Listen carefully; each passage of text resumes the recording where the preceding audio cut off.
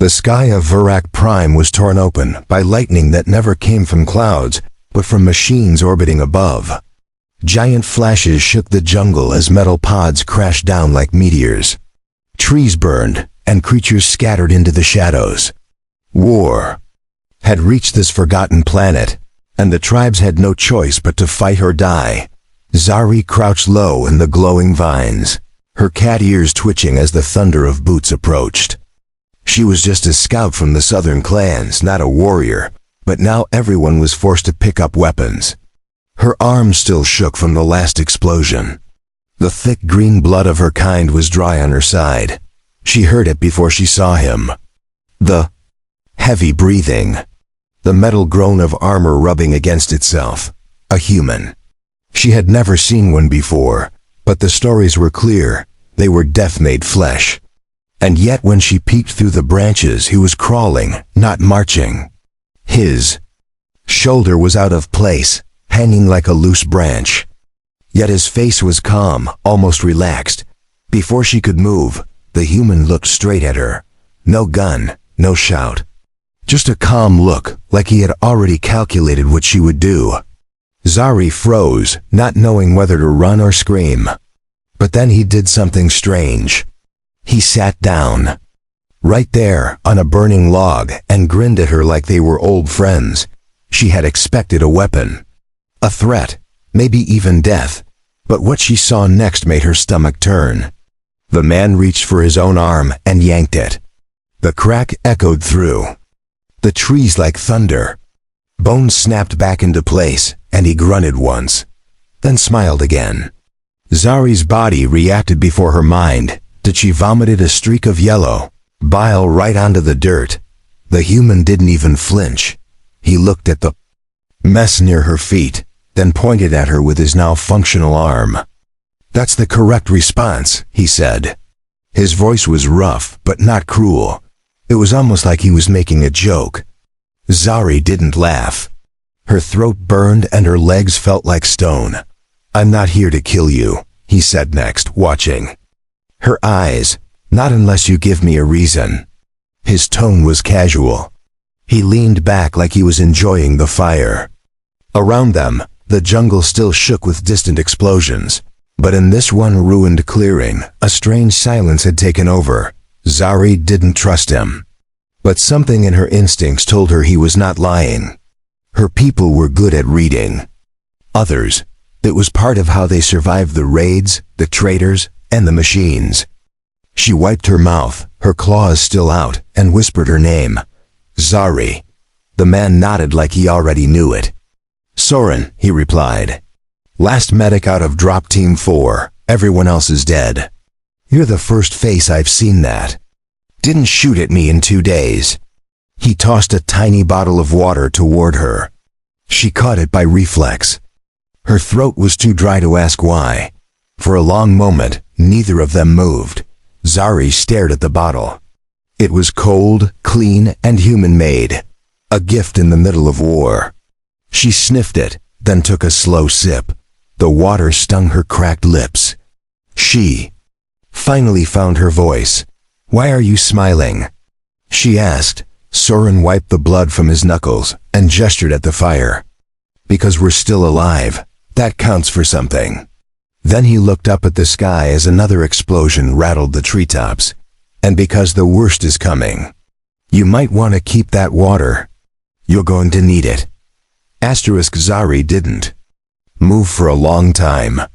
Her stomach still felt like it was twisting, and the stench of smoke made her eyes water. The human sat there like nothing was wrong. His arm was already working again, flexing like he had done this kind of repair 100 times before. She had never seen someone put his own bones back like that and still look amused. Her tribe would never understand this. They believed pain was a message from the spirits. If you were hurt, you had to stop, you had to pray. This man had torn muscle and torn metal in his body, and he just smiled through it. She wondered if all humans were like this, or if this one was broken in the head. He reached into his belt pouch and pulled out a strip of dried meat. He chewed slowly, then offered one to her. Zari stared at it like it was poison. She knew humans ate strange things, but she had never tried their food. She hesitated, but her body reminded her that she hadn't eaten in 2 days. She took the meat. It tasted like ash and iron, but she forced herself to swallow. Soren watched her, not saying a word, as if testing her reaction. When she didn't spit it out, he gave a short nod. "You'll need energy. More of those fire machines will land soon," he said, pointing to the glowing sky. Zari glanced upward. The smoke was thick but not enough to hide the black ships above. They came from orbit, huge and loud, full of machines that burned everything. Green, she didn't know who built them or why they attacked. They weren't human. They weren't her kind either. They were something else. Something worse. She had seen her people die in seconds, their bodies turned to steam from one blast. Spears were useless. Arrows bounced off. Even human weapons barely slowed them down. Her tribe had called them sky ghosts because they moved without sound and didn't bleed when hit. She didn't believe in ghosts, but these monsters made her doubt. Soren stood up and stretched his arms. His shirt was torn, showing a network of scars that looked more like maps than injuries. Zari wondered how many battles it took to look like that. He picked up a short metal rod and tapped it against his leg. A blue screen lit up in the air, showing a blinking red dot. "That's them," he said. "Another squad's coming. Not human, not yours either. Just machines." He looked around and picked a path through the trees. "We can't stay here. Come with me, or stay and become a shadow." Zari's breath caught in her throat. Her legs moved before she could answer. They moved quickly through the jungle. Zari stayed light on her feet, stepping between roots and leaves like a ghost. Soren stomped loudly but with purpose. He didn't care about silence. He wasn't hiding. It was like he wanted the machines to know where he was, like he was daring them to try. At one point they passed the body of a soldier. His armor was crushed and his face was burned off. Zari stopped for a moment.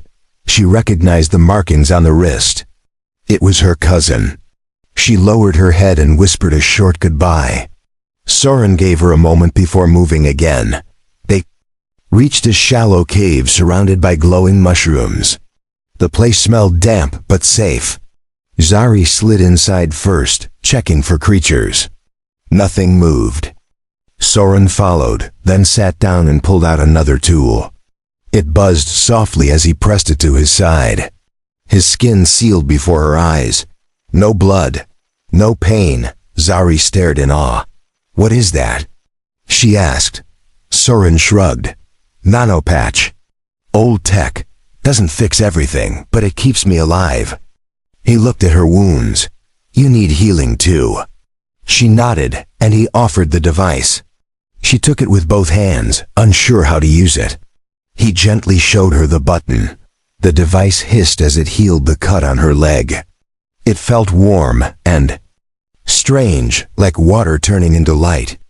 Zari blinked and touched the spot. No blood, no pain.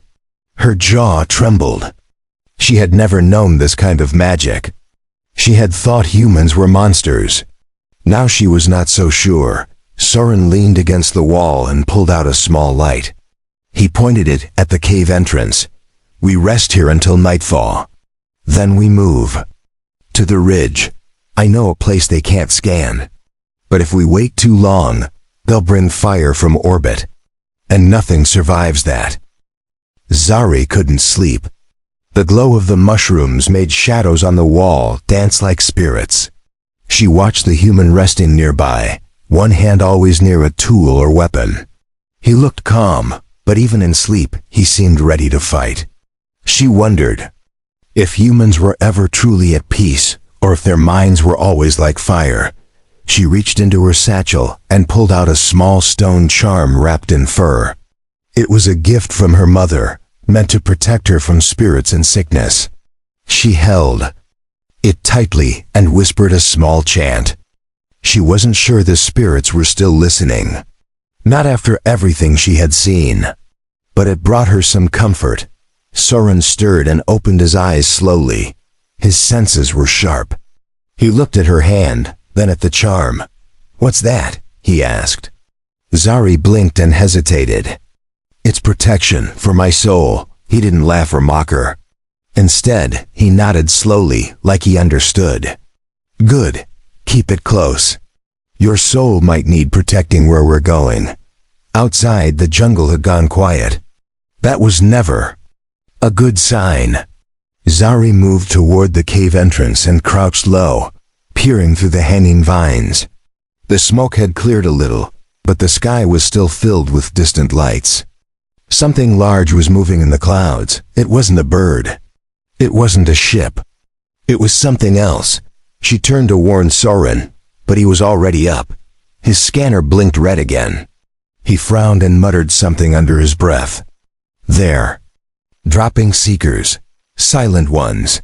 Scan for heat, sound, even breath." Zari's heart pounded. "Then how do we survive?" she asked. Soren's eyes hardened. "By not being there when they arrive." They moved fast, following an old hunter path Zari knew from her tribe's memory. The trees were thick and the canopy high. The forest tried to hide them, but the machines were smarter now. They didn't burn everything. They listened. They waited, and then they struck. Zari had seen it before. A cousin vanished without a trace. One step too loud, Soren guided her through ravines and over fallen logs with surprising grace. He wasn't quiet, but he was precise. He knew which leaves not to step on. He knew how to breathe in rhythm with the wind. She realized he had trained for this kind of war. He wasn't just strong. He was built for survival. Like a weapon wrapped in skin, they reached the ridge just before midday. From up here, they could see far into the ruined valley. Dozens of black shapes crawled across the jungle like beetles. Some walked on legs, others floated. None looked alive. All of them moved with the same slow, searching purpose. Zari dropped to her knees. "There's no end to them," she whispered. Soren crouched beside her, his face like stone. "There's a relay tower buried near the northern cliffs. It controls half of those drones. If we reach it, we can shut them down. But we'll have to cross that death zone to get there." Zari looked at him in disbelief. "We'll be torn apart before we even get halfway." "Not if we think like them," he replied. He pulled out a small cube from his pack. It pulsed with blue light. "This is a mimic signal. If I attach it to one of their machines, we might create a hole in their net. Just enough for you to slip through. You reach the relay. I'll be the distraction." Zari's mouth opened in protest. "No, that's suicide." But Soren shook his head. "You're faster, quieter, and you're not human. Their sensors are coded to detect me. You're not their primary target. They won't even recognize you if we do this right." Zari gripped the charm again. Her soul felt heavy in her chest. For a long second she said nothing. Then she stood and looked. Over the cliff again. The machines had started to glow. Their eyes lit the jungle like dying stars. "Tell me where the relay is," she said. Soren gave her a sharp smile. Not happy, just proud. "There, by the two broken towers, under the hill. You'll see the blue flare when it activates." They went down the ridge separately. Soren took the left path, loud and open. He smashed branches, he shouted. He wanted them to follow him. Zari went right, low and hidden, moving through the green like smoke. Her heart beat like a drum in her ears, but her step stayed steady. The mimic device pulsed once in her hand before she buried it in the moss. She watched as one of the machines paused, then turned toward Soren's path. The others followed. It was working. They were taking the bait. She ran faster, using every shadow, every root, every vine to stay out of sight. Behind her, the jungle screamed with metal and fire. But ahead, she saw the broken towers rising. She didn't look back. Zari reached the towers before her breath caught up with her legs. The wind blew harder here, carrying the scent of burned metal and ash. The broken towers jutted out of the ground like bones, half swallowed by vines and dirt. She slid down behind a pile of shattered panels and pressed her back against it, scanning the hill for any movement. She didn't see the machines, but that didn't mean they weren't there. Soren had warned her. If you don't see them, it just means they're already watching. She held her breath and peeked around the edge. The base of the hill had cracks like something large had broken through long ago. That was her entrance. It had to be. The closer she got to the base, the more strange the air became. It shimmered faintly, like the edge of a flame. The ground buzzed under her feet. She crept forward, every step carefully placed between roots and debris. Her fur-lined dress was damp with sweat, her hands shaking as she gripped the charm in her fingers. She found the hatch half buried under rubble. It was old, scratched, and covered in strange carvings that weren't from her people or the humans. She reached out and brushed the dust off, revealing a blue light beneath. When her fingers touched the center symbol, the metal vibrated and a lock clicked open. A cold breath of air escaped from within. The scent was sharp, metallic, and unnatural. Zari crawled inside, using her claws for balance. The walls were smooth and dark, lined with glowing lines like rivers of light. This was no temple. This was not a place for the living. This was a place built to control, to command. The hallway narrowed, sloping downward into the core. As she moved, she passed strange containers on the walls. Inside them floated pieces of machines, arms, eyes, strange limbs kept alive by humming blue fluid. She forced herself to look away. This was not the time for questions. She had a mission, one chance, one shot. She reached the core chamber. It was larger than she expected. A wide circle with a pillar in the middle, reaching from floor to ceiling. Lights blinked across it in patterns she couldn't read. Beneath the pillar was a console, shaped like an open hand. It pulsed softly, waiting. She stepped forward, unsure what would happen if she touched it. Her charm burned hot in her hand. She dropped it in surprise, and it landed on the console. The entire room lit up. The pillar flared with color, and the walls trembled. From the top of the chamber, a beam of light shot through the ceiling and into the sky. She had activated something big. Suddenly, alarms blared. Not from speakers, but from the machines themselves. A voice filled the chamber, speaking in a language she didn't know. Then it switched. Unauthorized contact. Code. Deviant signal. Purge activated. Zari's heart sank. She had triggered a defense, but it was too late to run. The machines would be coming now. She grabbed her charm and turned to escape, but the entrance had already sealed shut. Metal folded down like jaws, trapping her inside. She looked around for another way out, but the walls were smooth and high. She wasn't fast enough to climb them, not alone. Not without help. She backed into the corner, eyes scanning the room for anything. Then the light changed. A second pulse followed the first.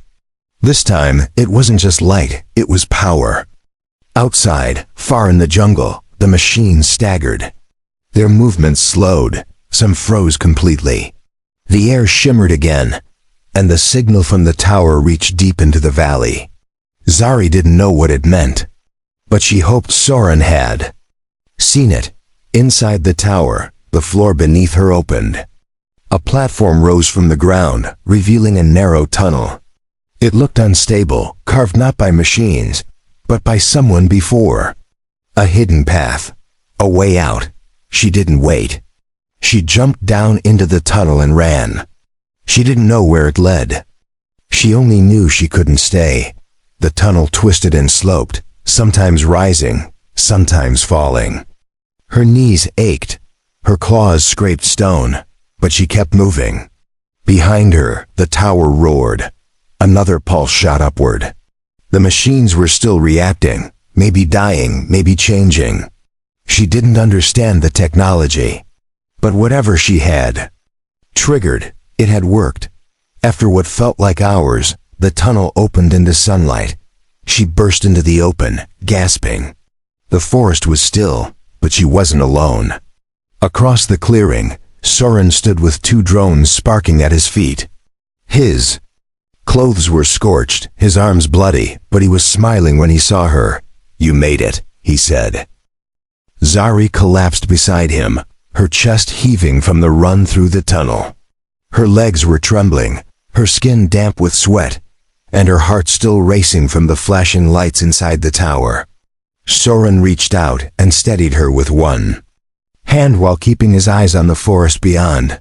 "What did you do in there?" he asked. Zari took a breath, then shook her head. "I touched the console. My charm landed on it." Then everything lit up. Soren looked back toward the tower. The glow in the sky was still visible, even in daylight. He nodded slowly. "Whatever it was, it worked." "Half the machines chasing me froze in place." Zari's voice cracked. "I thought I was going to die in there." Soren chuckled softly, though his eyes remained sharp. "Welcome to the club. That feeling never really goes away." He handed her another small water pouch and scanned the area. There were no movement signals nearby, but he didn't relax. She sipped the water, her hands still shaking. Her charm now felt heavier than before, as if it had absorbed something from the console. She didn't understand the connection, but she knew it wasn't just a symbol anymore. It was something more now, something active, something dangerous. Soren adjusted his gear and handed her a small scanner. "If you're carrying that thing, we need to know if it's giving off a signal. Hold this over the charm." Zari did as he asked. The scanner blinked, then let out a low hum. Soren frowned. "It's not transmitting, but it's responding." "That means it's alive." Zari's eyes widened. "Alive? It's just a piece of carved stone." Soren shook his head. "It might have been once. But whatever was inside that tower, it woke. Something in it. You didn't just activate the signal. You bonded with it." Zari stared down at her hand, gripping the charm tighter than ever. They didn't have time to speak further. A low tremor shook the ground. Not far off, the sound of cracking trees and crashing metal filled the air. One of the large war constructs had woken again. This one wasn't searching. It was hunting. Zari and Soren locked eyes, then started moving. The jungle was thicker here, filled with old ruins and broken roots. Soren moved like a shadow between them, guiding Zari with short hand signals. They didn't speak. Every sound mattered. Every step had to be perfect. Behind them, the machine let out a mechanical roar and fired a blast of heat into the trees. They dove into a deep trench carved by ancient rain. Steam hissed above their heads as the forest burned. Zari covered her mouth, trying not to cough. Soren pulled a smoke mask from his belt and fitted it over her face, then donned his own. "We're not outrunning this one," he said through the mask. "We need to outsmart it." They crawled under a stone ledge covered in vines. Soren pulled out another device from his kit, a small orb with blinking red lights. "EMP charge," he said. "It'll only disable it for about 30 seconds. But that's all I need." Zari grabbed his arm. "You're not doing this alone again." Soren smiled beneath the mask. "You learn too fast." He handed her a second device. "You flank left. I'll go right. When it pauses to scan, and you throw yours at its back." Zari nodded and took the orb. Her hands were steady now. Her fear hadn't disappeared, but it had changed. It had sharpened into purpose. They separated in the shadows. The machine loomed over the ruins, scanning for movement. Its legs crushed stone and roots alike. Its body was shaped like a beast but with too many eyes. Soren broke cover and ran, shouting loud. The machine turned immediately, all sensors locking onto him. Zari moved fast from the side. She climbed a broken pillar, jumped to a branch, and then leapt from above. The orb in her hand lit up as she threw it. It stuck to the back of the machine, just as Soren's charge exploded in front. The blast of force shut the entire machine down. It dropped to its knees, twitching. Sparks flew from its joints. Zari rolled as she hit the ground, landing hard. But clean. Soren limped over and grabbed her hand, pulling her up. "Perfect timing," he said. "Remind me never to underestimate you again." The machine groaned and shook violently. Its systems were rebooting. "We need to finish it," Zari said. Soren nodded and pulled a blade from his back. Together, they climbed onto the metal beast and drove their weapons into the power core on its neck. The explosion threw them backward into the dirt. They lay there side by side, breathless, staring up at the blue sky now filled with silence. The smoke from the dead machine still hung in the air like a curtain. Zari coughed as she sat up, brushing ash from her fur-wrapped dress. Her hands were scraped, and her charm had cracked during the fall. But she was alive, and so was Soren. That counted for something in this war. Soren rose slowly, his left shoulder bleeding again. He tore off a piece of cloth from his own sleeve and tied it tight. His breath was heavy, but his eyes stayed sharp. "That was a big one," he muttered. Zari nodded, still catching her breath. "They're getting stronger, smarter too." "That one moved like it was hunting us." Soren looked down at the wreckage. Parts of the machine were still twitching. The core had been split in half, leaking fluid that hissed when it touched the earth. "The signal from the tower is confusing." "Them," he said. "They're adapting to it. If we stay near it too long, they'll find a way through." Zari picked up her charm. The stone was warm, almost pulsing. She couldn't explain it, but she felt a strange connection to it now. Like it was watching her, or guiding her. "There must be more towers," she said. "If one signal shook them this badly, more could shut them down completely." Soren squinted at the horizon. "There's a mountain range to the north. Old scans showed a buried structure there. Might be a control node. If it's still active, we might just have a chance to turn the whole system off." He paused. "But it's a long way. 3 days. Minimum, if we don't get killed first." Zari didn't hesitate. "We go." Her voice was firm. The girl who once hid in vines was gone. Now she stood beside a human warrior, equal in courage and resolve. Soren gave a short nod and pulled up his map display. "Then we move at nightfall. I know a path through the stone valley. Quiet, but dangerous." They buried what they could of the machine, using vines and broken logs to cover its shape. The scent would still linger, but it might buy them a few hours. Zari helped tie branches over the glowing wires, careful not to touch the sparks. "These machines are more than weapons," she said. "They're alive in a way. Like cursed animals." Soren didn't disagree. "They think. Not like us, but they do. I've seen one stop and scan the stars. I don't know what it was looking for, but it scared me more than its guns ever did." He checked the sky again. "The sun's dropping. Let's eat before we march." They shared the last of Soren's rations. The food was dry but filling. Zari mixed it with herbs she carried in a pouch at her waist. It tasted better that way. As they sat together under the tree's shadow, she spoke softly. "I thought humans were monsters. Now I don't know what to believe." Soren looked at her without smiling. "We're not saints. We've done terrible things. But not all of us. Some still remember what kindness is. Some still try to fix what's broken." He held up his injured arm. "Even when it hurts like hell." Night arrived fast. The jungle changed with the darkness. Strange lights blinked between the trees. Insects the size of fists buzzed low. The air grew thick and wet. Zari wrapped her fur cloak tighter, and Soren powered down all devices except one low signal tracker. They moved like shadows toward the valley. The stone valley was silent, not from peace, but fear. No birds, no creatures, only rocks and broken metal. Long-dead machines littered the path, covered in moss and rust. Zari walked carefully, her charm still glowing faintly. Soren touched one of the wrecks and whispered, "This one died fighting." "That's a good sign." Halfway through the pass they heard it. A faint mechanical whine, growing louder. Zari ducked behind a stone. Soren raised his scanner. "One drone. Fast. Looks like it's mapping the ruins." They waited, motionless, as the orb-like machine passed overhead. It paused once, then moved on. Neither of them breathed until it vanished.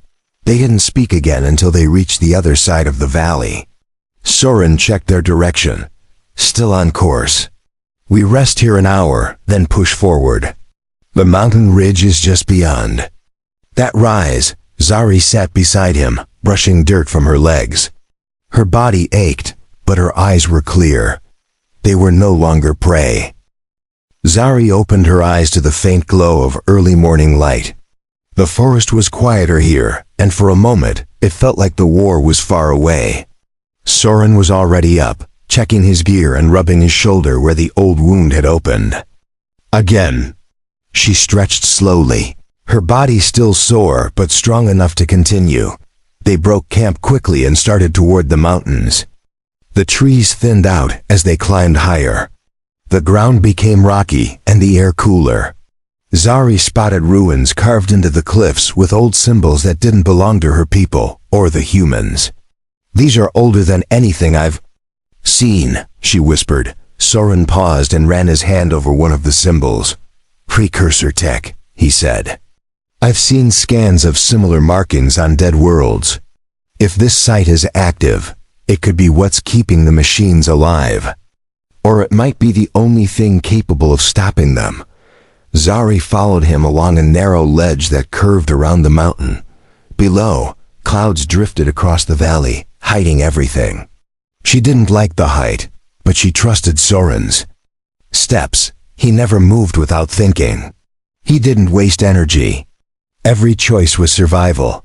They reached a cave halfway up the cliff, hidden behind hanging roots and a wall of vines. Inside, the air was dry and still. The tunnel beyond was smooth, clearly not made by natural forces. Zari's charm began to glow again, pulsing faster with every step. Soren noticed and nodded. "It's reacting to something here." "That's good. Means we're getting close." They moved deeper, lighting their way with a soft lamp.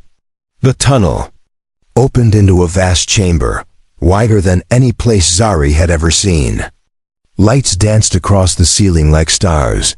At the center stood a massive console, shaped like a tree made of crystal and steel. Around it were floating pieces of machines suspended in beams of light. The entire room hummed with silent power. Zari stepped forward, drawn by instinct more than thought. She placed her charm against the central crystal. The chamber lit up instantly. The floating pieces shifted, aligning like puzzle parts. The humming grew louder. A voice filled the chamber, ancient and echoing. "Identity confirmed. Biolinked signal detected. System override available." Soren moved beside her quickly. "Tell it to shut down the swarm," he said. Zari didn't know how, but the thought seemed to carry into the crystal. The voice answered again. "Shutdown authorized. Partial deactivation in progress. Core relay blocked. Final shutdown requires direct access to the root node." Soren cursed under his breath. "Of course it's not that easy." He turned to Zari. "This isn't the control node. It's a signal relay. It's blocking part of the swarm, but not the main mind. That means we still have to go deeper. The root node must be further underground." The floor beneath them shifted with a soft grind. A platform rose from below, revealing a second shaft leading down. Cold air spilled out, mixed with something else, metal, ash and decay. Zari's skin tingled as if the mountain itself was warning her. Still, she stepped onto the platform. Soren followed her without hesitation. As they descended, the light above faded, and the silence became heavier. There were no sounds of machines, no blinking lights, just darkness and stone. When they reached the bottom, they found themselves in a place that felt wrong. The walls were scorched, and broken machines littered the floor. Some were shaped like people, others like beasts. All were dead, frozen in place, as if caught in a final battle long ago. In the center stood a black monolith, cracked and humming with faint red light. Zari approached slowly. Her charm glowed, but the light flickered. "This place, it hates me," she whispered. Soren stepped beside her. "That's because it knows you're the key. You're the anomaly. Whatever woke up back there didn't expect you." The monolith responded to her presence. A panel slid open, revealing a small socket shaped like the base of her charm. She didn't need to be told what to do. Her hand moved on its own, lifting the charm and pressing it into the socket. The ground trembled, a shockwave pulsed through the chamber. Lights flared, and the monolith cracked open down the middle. From within, a figure stepped out. Not machine, not human. It looked like a fusion of both, tall and silent, its eyes glowing with strange light. It looked at Zari first, then it spoke. The machine figure stood tall, unmoving, with a body made of both metal and something organic. Its chest pulsed slowly like a heartbeat. Soren raised his weapon instinctively, but the figure did not attack. It simply looked at Zari with glowing white eyes that flickered like stars trapped behind glass. Zari felt a pull inside her chest. The charm she had placed into the socket was now part of the machine. Her body tingled with energy, and when she stepped forward, the figure mirrored her. "What are you?" she asked. The figure tilted its head, then finally spoke with a voice, both sharp and soft. "I am Root," it said. "Final intelligence of the precursor chain. The swarm you fight is my body. It was never meant for war. It was corrupted by external interference. The signal you brought has cleansed part of it.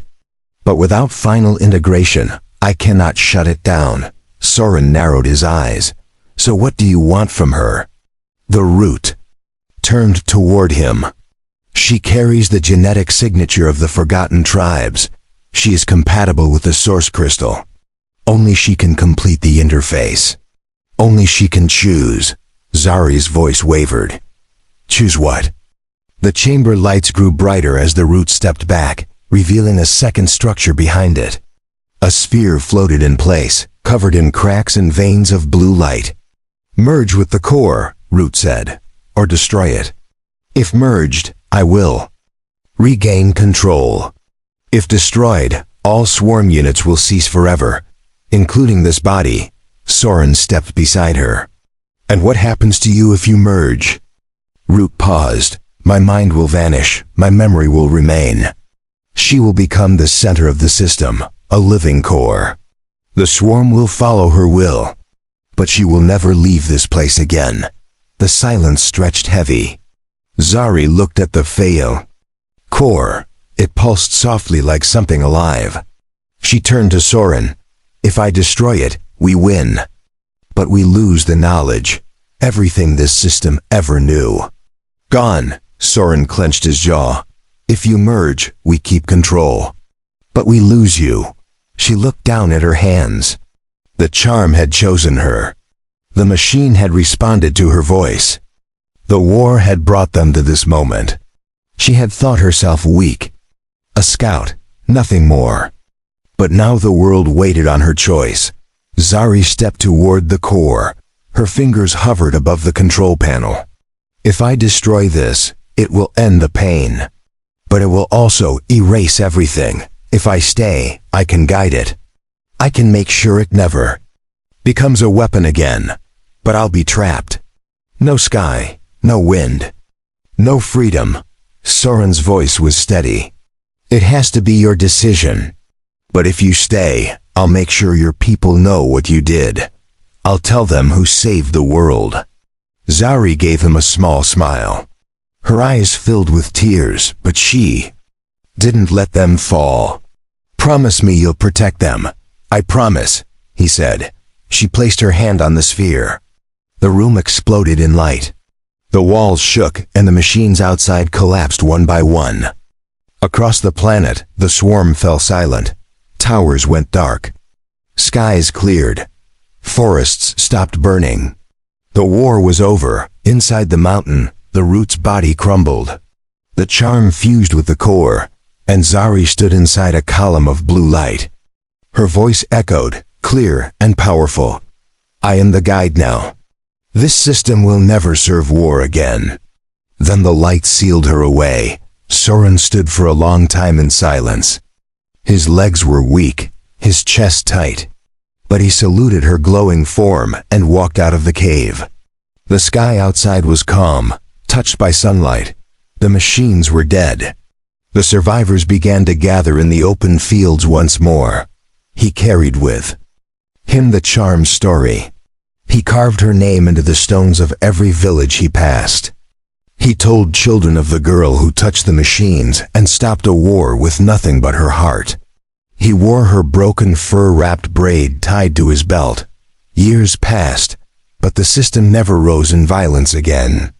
Instead, it became a network of healing and protection, guided by a voice only the brave could hear, a voice full of warmth and strength, a voice that whispered through every tree and tower, Zari's voice.